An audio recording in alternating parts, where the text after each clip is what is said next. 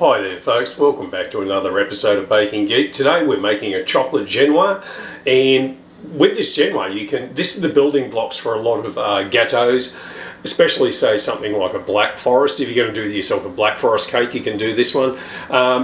This is basically the building blocks for a lot of things. I'm going to do some different stuff with this later. I might even cut a thin layer and dome cake, the sort of thing. But that's all leading up to the Christmas sort of bake-off. So this is a very important one. If you're going to do some stuff for Christmas, I recommend you do this and at least have some of this in your freezer ready to go. Okay, so let's talk about genoise. Okay, it's traditional French sponge, done the traditional way. You need eggs, sugar. So we've got our eggs and our sugar. There's 250 grams of sugar there and roughly 8 eggs. They're large eggs. It doesn't need to be extra large or whatever, that sort of thing. I think it's roughly equates to about 400 mils, that sort of thing. So the other thing is we're going to use another. If you were doing a plain, you could use 250 grams of flour. So what I've done is I've pulled out some of that flour and I've replaced that with cocoa powder. This is going to give you that chocolatey sort of flavour within your genoise, okay? The other thing I've used is about 10 grams worth of baking powder, and it's only going to be present just to kick it along a little bit, okay? You don't want that baking powder jump out of your genoise, because all the structure for your genoise is going to come from your eggs, which we're going to use our mixer for, okay? If you don't have a mixer like this, that's okay. You can use a food processor with a whisk attachment, which I've done in the past. You can use, you know, the traditional old style with the twin beaters, that sort of thing. You can use one of them, that'll do the same job as this. Now, the first thing we're going to do is we're going to bring our eggs and our sugar up to roughly blood temperature. That's going to take a lot of the heat off the mixer. Basically, if you were to throw that cold straight into the mixer, it'd take several minutes for a bit of heat to get into that mixture before the eggs would start to rise. But we're going to speed it up by heating it up just over the stove on blood temperature, okay?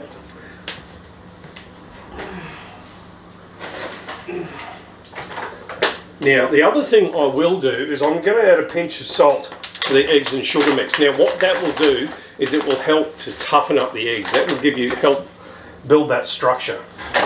I might even throw a little pinch in with the flour, and that will help toughen up the gluten.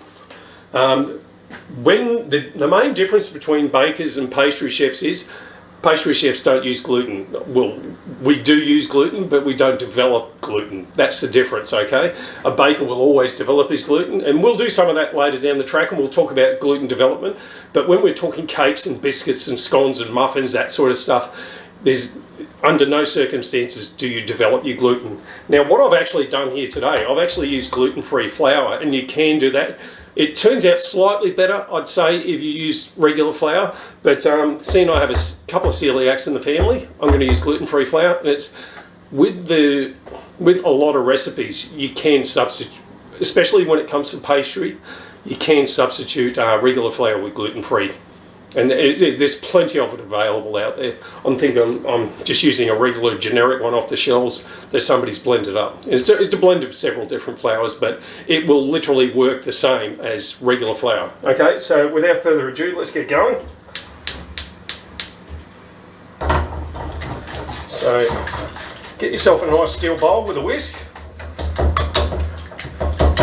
Bang up those egg yolks. Get it moving.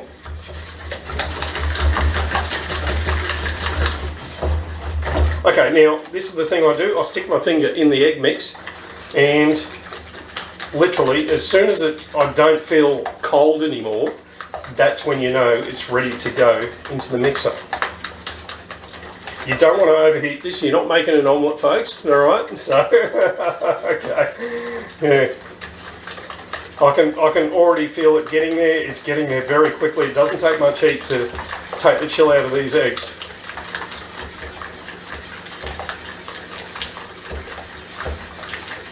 There we go. That is literally how long it took, and that was the smallest element on my gas stove. Okay, so keep it moving. Whatever you do, keep it moving. You don't want eggs to be cooked at the bottom of your genoise. Okay, so we're going to turn that in.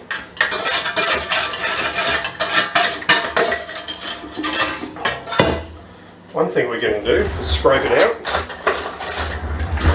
Make sure you get all of it in there, folks.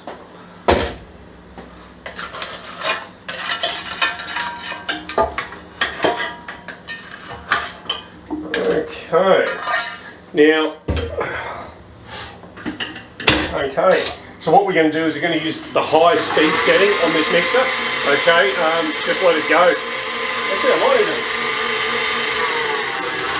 drop that back one setting below the higher speed setting. Okay, so let that go. That'll be several minutes, and when it's ready, I'll come back and I'll show you what it's supposed to look like. Okay, see ya. Okay, folks, how you going? We're back. It's been several minutes now, and I believe the mixer is at its peak. You'll see the genoise mix. It'll go from like a bright yellow to like an almost milky, creamy, silky white. Okay, and that's the indication that yeah, the mix is ready. It's risen to the top of the bowl, and yeah, I believe we're ready to put the flour into it and fold it through slowly. So what I'll do is I'll drop it all the way back to first gear, just to keep it moving. You don't want to collapse that structure, okay? So that's the most important thing. And then what we'll do is we'll start slowly feeding in the sifted flour mixture. Make sure you sift your flour with this one, folks. It is very important, okay? And just slowly but surely, just keep adding it on first gear, or the lowest speed possible for your mixer. Let it accept it before adding any more. We've built a lovely structure here, so we don't want to collect. The worst thing you could do was just chuck the whole lot of flour in all at once, and it would drop. The mix would just drop. Okay, so it's starting to take on that chocolatey look, which that's what we want. Slowly, slowly.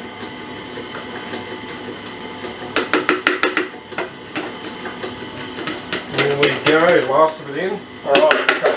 So, hopefully by now you've already got your oven preheated and your tin line. So I've got roughly for that recipe, I've got a 24.5 centimetre tin here, okay? So, you know, I can tell this is almost incorporated, so I'm just going to drop it back. I'm going to grab the whisk and just use the whisk to actually fold it through by hand at the end.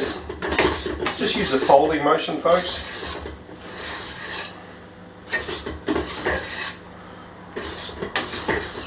Once you see that the mix has gone all the way through, what we're looking for is a really nice chocolate colour that goes all the way through the cake.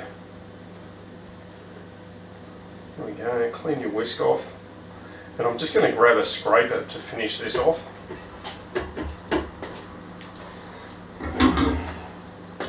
Okay, so grab your scraper, run it round, make sure you get all the way down to the bottom into the corners of the bowl, and once that's fully incorporated, yep, that's it. You can go straight into your bowl from there.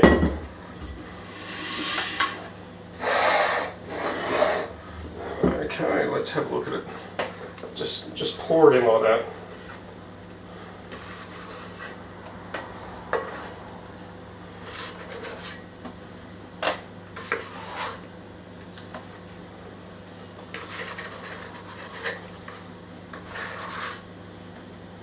Okay, scrape it down.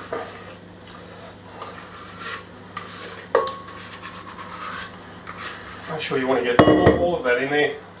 And you can tell it's a really nice shiny mix. It's got a beautiful shine to it and a beautiful structure. Okay, so right, we'll clean the hands up.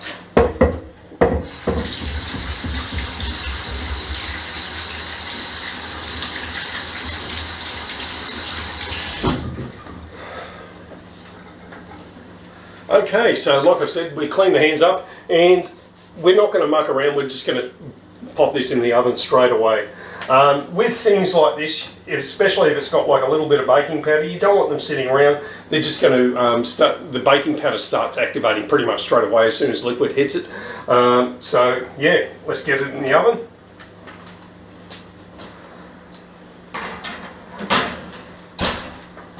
Okay, that's it. That should probably bake for, I'm saying about 30 minutes.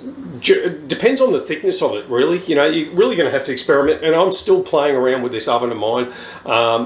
Yeah, so anyway, I'll be back as soon as it's done. I'll let you know how long that's taken. All right, folks, back in a minute. How we're doing today, folks? Okay, we're back. It's been about 45, 50 minutes, actually, for this genoise. It's quite a big one. Let's have a give you a quick look at it. So hopefully you got a nice round shaped top, like nice dome sort of shape. It's very firm to the touch, and it's pulled away from the sides of the cake tin. That's very important. That's a good indicator that the thing has been baked all the way through. Okay. Now the other thing that you want to do once you've actually got it out of the oven, unlike a mud cake or something like that where you will leave it in the tin, or even a carrot cake, that sort of thing, you'll leave it in the tin. Genoise is quite different. It needs to air out, okay? So we're going to turn this thing out. Okay, hang on.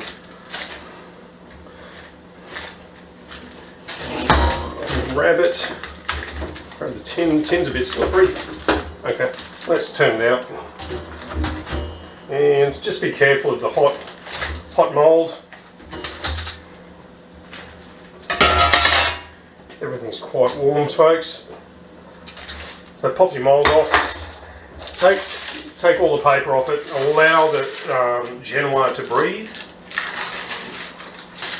Take it off all sides and the bottom. And hopefully you've got another wire. And we're just going to turn it out on top, like that. There we go. So if you've done everything correctly, you'll end up with a nice chocolate genoise like this. You can use this in a Black Forest cake, St. Moritz cake, any sort of Gateaux that requires chocolate genoise. Okay, all right. Have fun with that one, folks. Hope you enjoy. Hit the like button. See you next time. Bye.